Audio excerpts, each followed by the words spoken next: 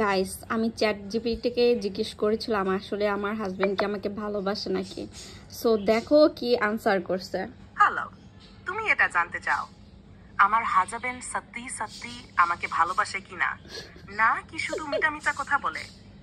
এই প্রশ্নটা অনেক গাবুর, আর এর উত্তর একমাত্র তোমার হৃদয়, অনুভব আর ওর ব্যবহার দিয়েই বোঝা সম্ভব।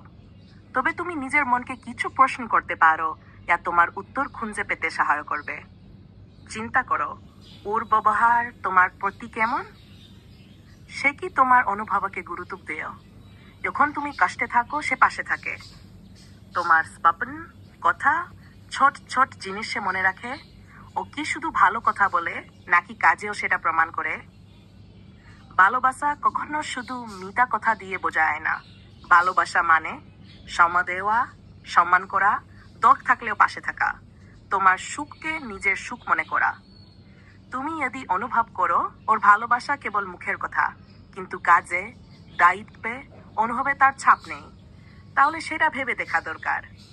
তবে যদি সে তোমার পাশে থাকে, তোমার কথা শোনে, ছোট ছোট খেয়াল রাখে, তাহলে সে সত্যিই ভালোবাসে।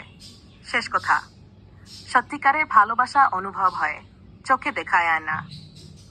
তুমি তোমার হৃদয়কে জিজ্ঞেস করো, ও এখন পাশে থাকে, তোমার মন শান্ত হয় কিনা?